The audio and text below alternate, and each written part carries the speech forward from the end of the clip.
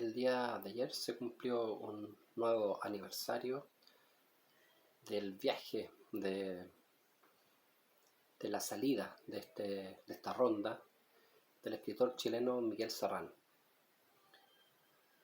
Sin duda un escritor polémico, un autor cuyo nombre a muchas personas le puede erizar el cabello, les puede generar desagrado incluso.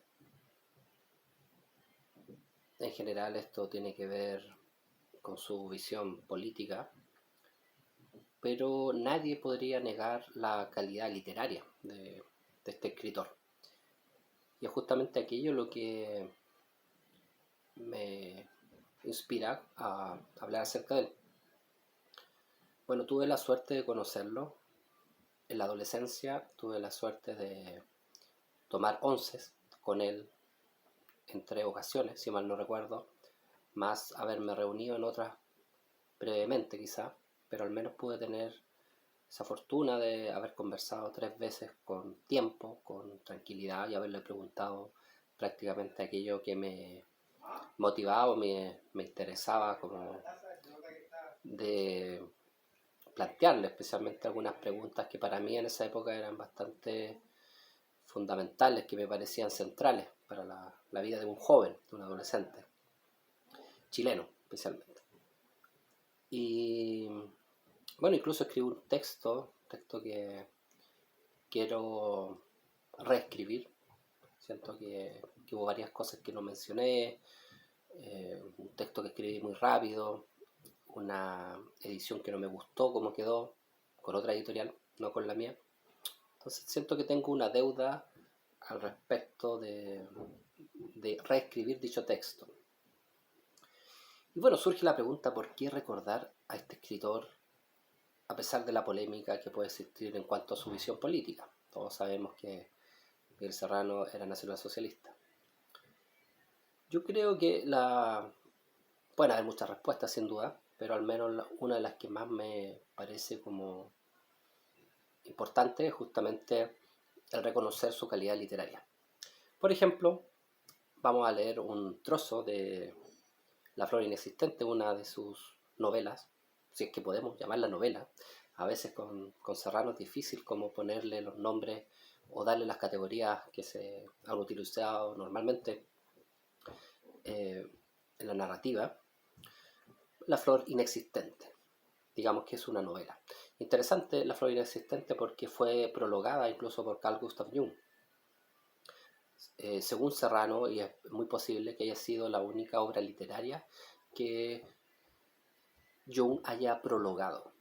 Obviamente prologó muchas obras de otros psicólogos o participó de compilaciones como El hombre de sus símbolos, pero un prólogo de Jung en una obra narrativa parece que es el único caso. Y bueno, el chileno Serrano tuvo esta fortuna de haber contado con un prólogo de Carl Gustav Jung, autor que por supuesto Serrano admiraba mucho. Vean, por ejemplo, su libro El Círculo Hermético, donde están sus conversaciones, y no solo las de él, sino las conversaciones que sostuvo también con Hermann Hesse y otros autores. Bueno, vamos a La flor inexistente, este párrafo que he querido seleccionar. Junto a la casa había un jardín. Mis primeros compañeros de juego fueron las raíces, las hojas, y esos espíritus de la naturaleza que hablan a los niños. Un día, del interior de una flor asomó una mano y me hizo señas para que me aproximase. Un niño no se asusta de eso. No me extrañó, pues, ver la mano. En cambio me preocupó que la invitación fuese para entrar en la flor. Poco después la flor se deshojó. Quise recoger sus pétalos y reconstruirla, pero no me fue posible. Pensé entonces en armar una flor de papel pintándola de colores vivos. Muchos días pasé en mi trabajo hasta que la flor estuvo terminada. La llevé al jardín y la puse en el lugar donde apareciera la mano. Si la flor hubiese estado bien hecha, la mano volvería a asomar. Pero la mano no vino, no retornó más. Mi flor no podía compararse con las del jardín, pintadas por el buen Dios. En aquel momento dejé de ser niño y no pude seguir conversando con las plantas, las raíces, los espíritus ni con las manos que aparecen y desaparecen en los jardines. Había entrado en competencia con la naturaleza y con el buen Dios. había contraído sin saberlo el compromiso mortal de crear una flor. Bueno, esa es podríamos decir, una joyita, ¿cierto? Entre varias joyas literarias de Serrano, varios párrafos realmente bellos, preciosos, que la verdad sería como agotador como plantearlo, pero digamos otro, lancemos otro para que conozcan la, la fuerza de su pensamiento también. El arte es un delgado pasadizo, un pasadizo encendido que desemboca en la magia o en la muerte. Esa es otra cita de Serrano. Bueno, podríamos hablar mucho, ¿cierto? O citar muchas frases de él,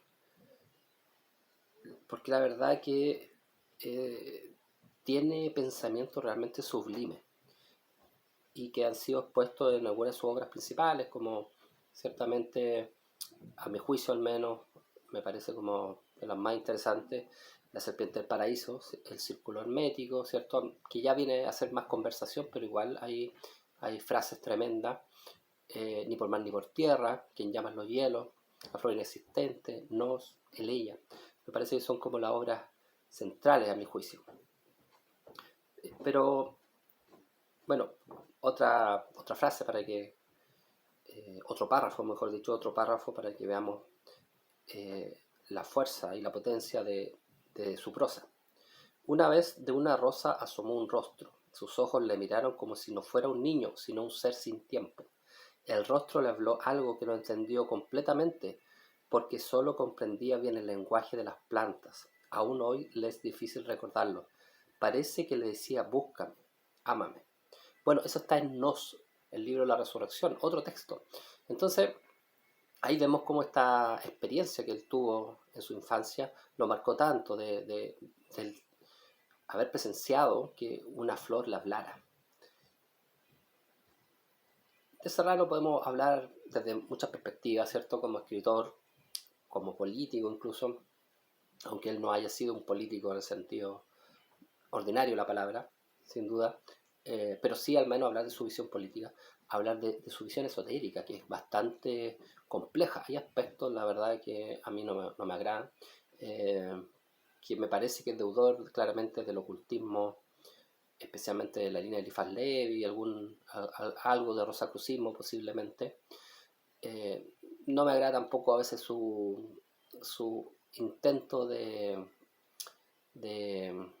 ¿cómo podríamos decirlo?, de encajar ciertas ideas, ciertas cosas, especialmente cuando juega con la cábala fonética, me parece a veces como un intento exagerado a veces de que las cosas calcen como uno quisiera. Sin embargo, yo rescato especialmente como el sentido de búsqueda de él. Creo que eso es fundamental. Hay pocos autores, yo siempre menciono a Juan Marín. Bueno, Juan Marín y Serrano justamente. Me parece que en Chile han sido como los dos eh, exploradores, buscadores más ansiosos, pero en el sentido de, es bello esa palabra, como los seres más emotivos, podríamos decir, en el sentido de estas búsquedas de saber que podemos encontrar otras cosas y de dar incluso la vida por aquello.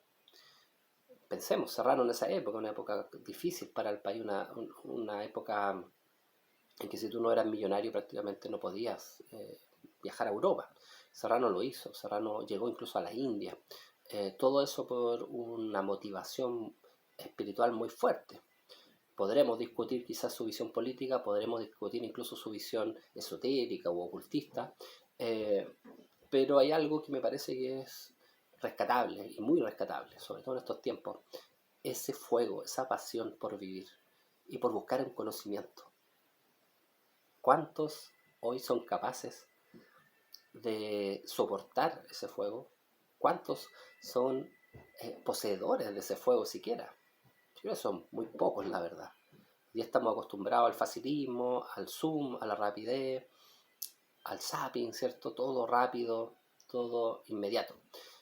Pero ¿cuántos son capaces de dar algo más allá, quizás de un aporte físico o monetario, mejor dicho, por aquello? ¿Cuántos son capaces de cuestionarse todas sus visiones? Recordemos que Serrano partió socialista. Serrano no era nacionalsocialista, partió desde la izquierda, y fue a través de la muerte de su amigo Héctor Barreto que él tiene como un cuestionamiento y va donde los nazis criollos que habían matado a su amigo a preguntarles por qué lo mataron, en el fondo.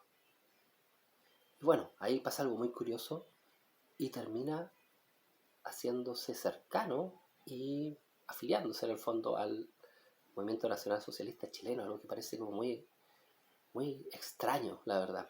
Pero bueno, las razones de Serrano no son las razones que tenemos quizás la mayoría de las personas, pueden parecer totalmente desquiciadas, totalmente contradictorias, eh, pero fueron sus razones y fueron muy poderosas como para hacerse replantear incluso su visión política y espiritual. Quería recordar un poco a este tremendo escritor que obviamente está en el underground nacional y mundial y está obviamente eh, no solo descuidado, sino silenciado intencionalmente por lo que hemos hablado, pero creo que a pesar de todo aquello hay que tener el coraje de reconocer su calidad literaria. Creo que eso nadie puede negarlo y es justo que la gente vea más allá de las meras discrepancias políticas, que es muy posible que las tengamos con otros seres humanos. Eh, entonces, ir más allá. Es como que si pensáramos también, en el fondo nos perderíamos mucho, nos perderíamos mucho. De hecho, la obra de Serrano es una gran obra, casi en un sentido alquímico, porque sus temas van siendo los mismos, pero los va eh, entonando, cantando de otra manera. Ahí vimos dos textos distintos donde habla de esa experiencia de la flor. Entonces, esa, esos arquetipos que están en su obra, muchas veces son arquetipos que están en la vida de los lectores. Por ejemplo, el tema de la amada, el tema del camarada o el amigo fiel, el tema de la patria. Entonces son temas que están en muchas personas, no solamente en él, pero la diferencia es que él llegó muchas veces al final de las conclusiones eh, implícitas en la búsqueda de su arquetipo. El tema de la amada, por ejemplo. Bueno, Serrano se enamoró de una mujer y que falleció al poco tiempo de conocerla. O sea, una experiencia dramática, tremenda, que marcó toda su obra. Entonces, recomendar la obra de Miguel Serrano, Sin Miedo. Eh, si no te gusta su visión política, no tienes por qué compartirla, por supuesto, no tienes por qué seguirlo, pero no te pierdas el privilegio de conocer su obra literaria propiamente tal, que está en varios textos, textos que yo he mencionado, como Eleia, como Nos, eh, quien llaman los hielos. No se trata tampoco de hacer una especie de limpieza e ignorar el otro lado, no, tampoco pretendo aquello. O sea, Serrano era una persona completa, integral, y tenía su visión política que incluso se asoma también en sus primeras obras muchas veces. No voy a eso, no pretendo tampoco como censurarlo, castrarlo, para nada, jamás haría eso. Simplemente quiero que aquellos que no comparten quizás su visión o no les interesa su visión, que no se pierdan esa posibilidad también de conocer su obra, que para algunos es una obra de ficción. Hay gente que lo estima como una narrativa de ficción, así quizás como podría ser la obra de Jorge Luis Borges, en ese sentido. Hay otros que lo ven como una obra trascendente de tipo esotérico, que también es una visión válida. Ahora, cada cual va a encontrar quizá la resonancia que a su espíritu también le otorgue la prosa de Serrano. Pero creo que es conveniente no olvidarlo, es conveniente que no siga siendo una especie de paria dentro de la literatura chilena, que se le reconozca su calidad literaria, más allá de todas las polémicas, más allá de todas las discrepancias, porque no hay duda que su obra fue honesta en el sentido de que hay una concordancia entre su sentir y el escribir. Y eso no es fácil, no es fácil. No son muchos los escritores que realmente muestran su espíritu en la narrativa. Muchas veces son meras especulaciones, son meros procesos mentales, pero pero cuando hay una especie de destilación del espíritu, un buen lector lo nota, un buen lector se va a dar cuenta. Y eso yo creo que les va a pasar a aquellos que tengan como mayor agudeza quizás en la lectura cuando lean a Miguel Serrano. Bueno, quería compartir eso, especialmente porque ayer 28 de febrero se cumplió un aniversario más de la partida de esta ronda, de esta vida, de este gran escritor.